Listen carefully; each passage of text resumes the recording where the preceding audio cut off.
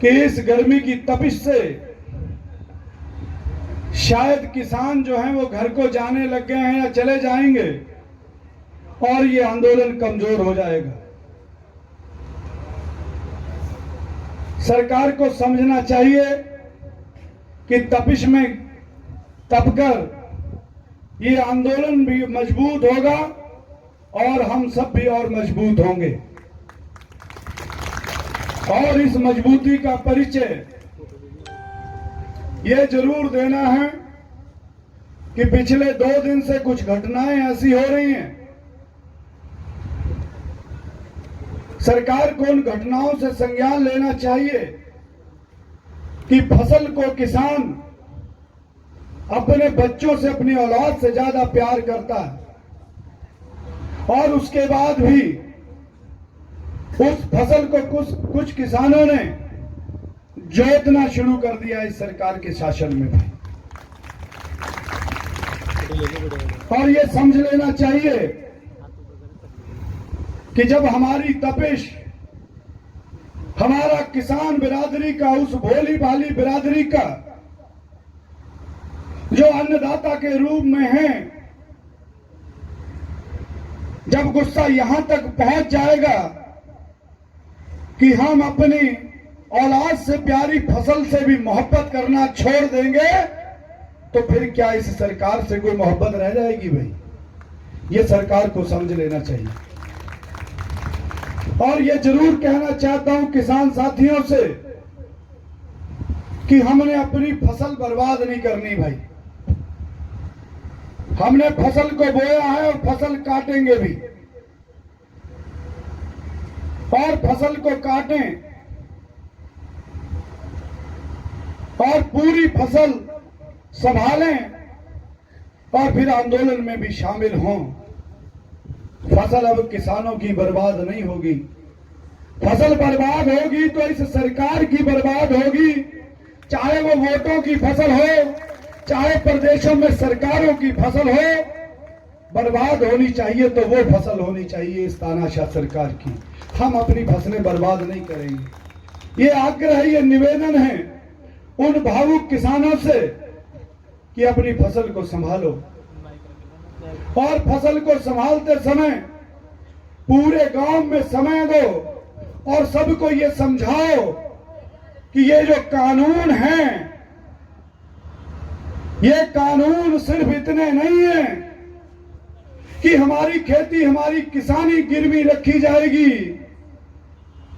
ये कानून इस बात की भी गारंटी सरकार दे रही है बड़ी बड़ी कंपनियों को कि इन किसानों को बंधुआ मजदूर भी बनाया जाएगा तुम्हारी कंपनियों में। ये गारंटी भी सरकार दे रही है कंपनियों को। और हम पर एहसान है इस देश की सरकारों का। देश की आजादी के बाद बंधुआ मजदूरी चलती थी नहीं चलती थी भाई? सरकारों ने प्रोग्राम चलाए, इस देश की सरकारों ने, और बंधुआ मजदूरी से मुक्ति पाई। उसमें बहुत से हमारे सामाजिक कार्यकर्ताओं ने बहुत सा योगदान, सहयोग दिया और हम सबको बंधुआ मजदूरी से मुक्ति दिलाई नहीं दिलाई भाई? और अब ये समय आ गया है, हम एहसान उतारेंगे। हम किसान बिरादरी, मजदूर बिरादरी एहसान उतारेगी कि जो सरकार हमारी बंधुआ मजदूर हो गई है बहुराष्ट्रीय कंपनियों की, हम इस सरकार को मुक्त करवा के जाएंगे यहां से, तब तक जाएंगे नहीं।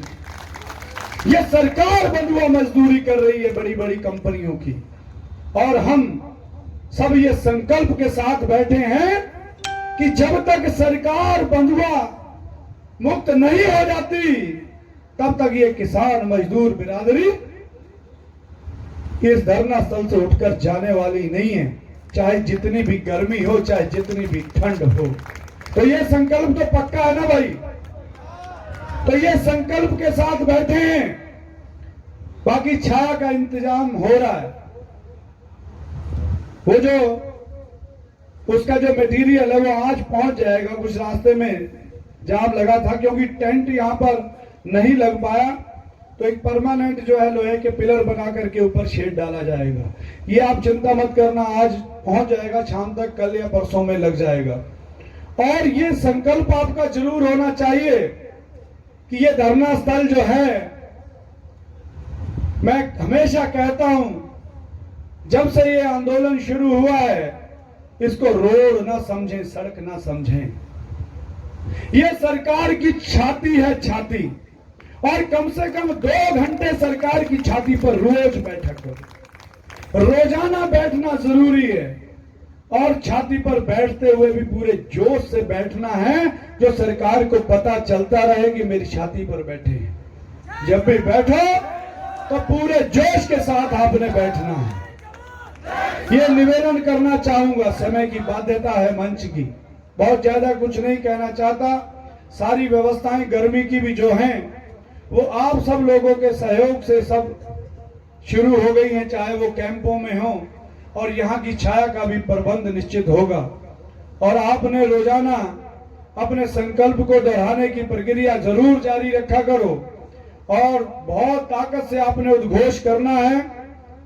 और दोनों हाथ खड़े करके, जैसे मैं कहता हूं कि दिल्ली की सरकार को रोजाना ये सूचना जानी चाहिए कि ये किसान योद्धा बैठे हैं, डटे हैं और तब तक डटे रहेंगे जब तक इस सरकार की पूरी जो दिमाग है इसका वो ठीक ना हो जाए, तब तक ये किसान, ये नौजवान, ये मजदूर यहां से जाने वाले नहीं है।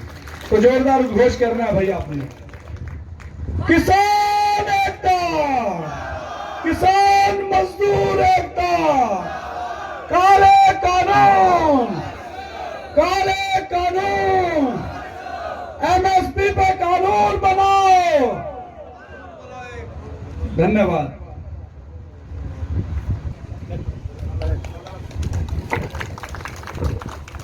देखिए